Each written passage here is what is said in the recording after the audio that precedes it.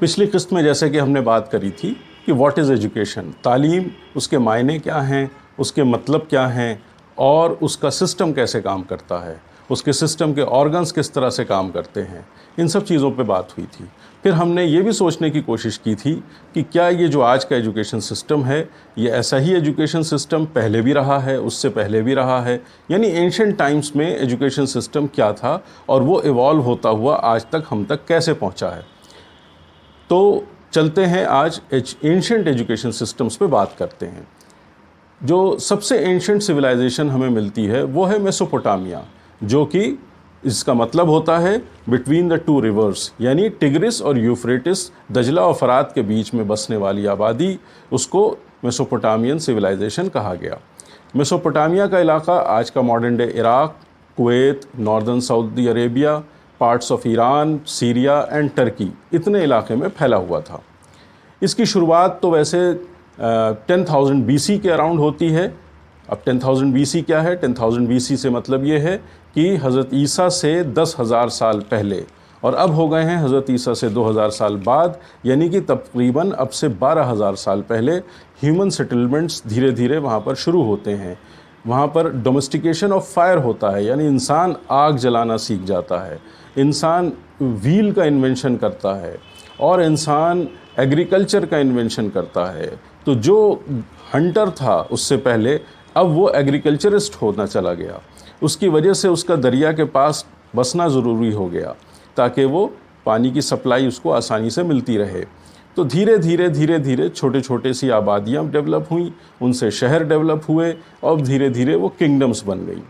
तो पहली जो किंगडम हमें मिलती है वो सुमेर के इलाके में मिलती है, जो कि सदर्न मेसोपोटामिया में है, और इसका उरूज रफली 4वीं सदी में होता है, अब से 4,000 साल पहले BC में।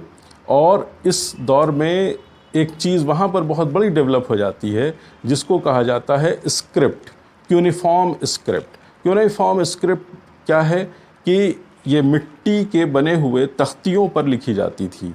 मिट्टी की बनी हुई तख्तियाँ, यानी जो मॉइस्ट क्ले होती है, गीली मिट्टी होती है, उसको जमा लिया जाता था चौकोर शक्ल में या थोड़ी सी गोल शक्ल में, और जब वो हल्की सी नरम होती थी, गीली होती थी, उस वक्त उस पर रीड की मदद से, रीड यानी कि जो हम हिंदी में जिसको सरकंडा कहते हैं, लंबी लंबी घास जगह जगह उगी होती है, तो उसकी जो स्टेम होती है उसको काट के, उसको छील के उससे कलम बनाए जाते थे, और उस कलम से उस गीली मिट्टी के ऊपर जो लेटर्स हैं उनको उकेरा जाता था, इनग्रेव किया जाता था। फिर उस पूरे टैबलेट को, तख्ती को लिखने के बाद उसको धूप में सुखा लिया जाता था, या कभी कभी आग में, भट्टी में भी तपा लिया जाता था, जिससे कि वो परमानेंट फीचर बन जाता था। और यही टैबलेट्स हैं जो अब हमें खुदाई में मिलती हैं, और जिसकी वजह से हम उस सिविलाइजेशन के बारे में और उसकी स्क्रिप्ट के बारे में और उसकी बहुत सारी चीज़ों के बारे में, एक्टिविटीज़ के बारे में हमें मालूमात मिलती है। स्क्रिप्ट आ गई। अब स्क्रिप्ट आ गई तो एजुकेशन शुरू हो गई। एजुकेशन जब शुरू हुई तो अब ज़रूरत क्या थी स्क्रिप्ट आने के बाद, कि अब सब चीज़ों को रिकॉर्ड करना था, चाहे वो लिटरेचर की चीज़ें हों, ट्रेड एंड कॉमर्स की चीज़ें हों, या और रिलीजन से रिलेटेड कुछ चीज़ें हों, उनको रिकॉर्ड करना था। तो उसके लिए जो लोग चाहिए थे, वो लोग कौन थे? वो स्क्राइब्स कहलाते थे, यानी जिन्हें हम कातिब कह सकते हैं, लिखने वाले कह सकते हैं, उनकी ज़रूरत पड़ती थी। तो जो बच्चे होते थे कुछ 10 साल के आसपास के, वहाँ से उनको एक फॉर्मल एजुकेशन में ले लिया जाता था। सबको नहीं, उनके यहाँ भी अपर क्लास होता था। तो अपर क्लास के मेल बच्चों को, बॉयज़ को 10 साल की उम्र के आसपास के, उनको इंडक्ट किया जाता था एक फॉर्मल एजुकेशन में। फ्री नहीं थी एजुकेशन, इसीलिए अपर क्लास से आते थे, फीस पे करनी पड़ती थी, और उनको बहुत स्पेशलाइज्ड तरीक़ों से कई साल तक यही स्क्रिप्ट लिखना सिखाया जाता था, क्यूनिफॉर्म स्क्रिप्ट। और जिन स्कूलों में ऐसा सिखाया जाता था वो स्कूल होते थे, और उनको कहा जाता था एदुब्बा।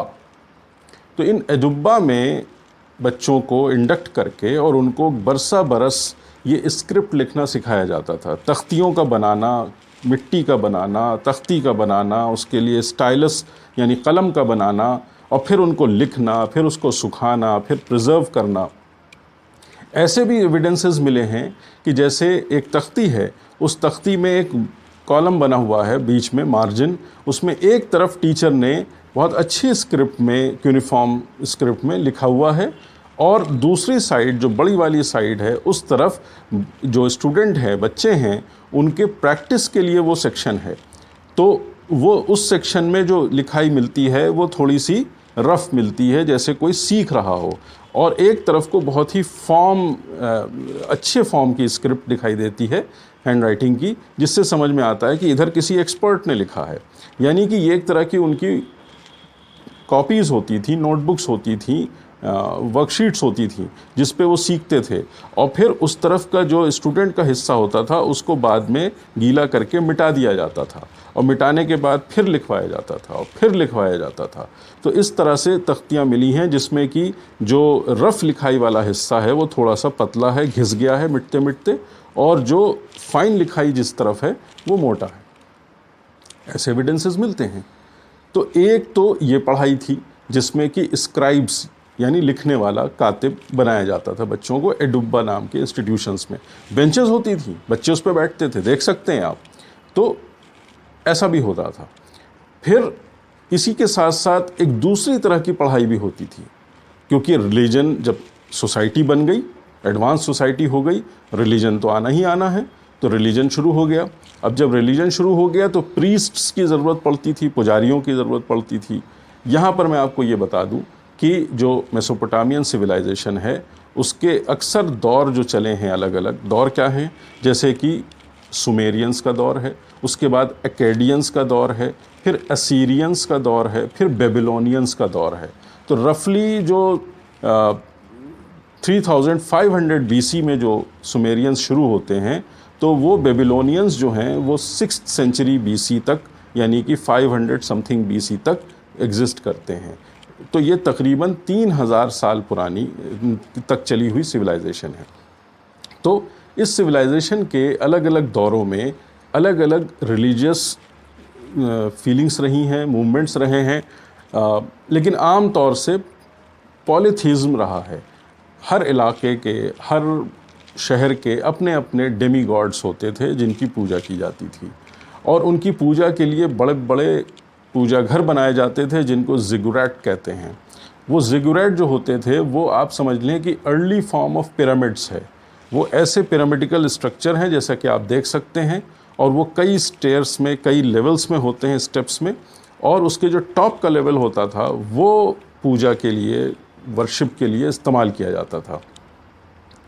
इसका ओरिजिन कुछ यूँ भी मान सकते हैं कि आपको मालूम है इस्लामिक हिस्ट्री में आता है कि पहले के दौर में जो कुर्बानी होती थी, अल्लाह की इबादत होती थी, तो उसका एक बड़ा हिस्सा ऐसा होता था कि जिसमें एक ख़ास मखसूस जगह पर अल्लाह के लिए कोई चीज़ रख दी जाती थी, और एक आग आती थी आसमान से और उसको उचक लेती थी।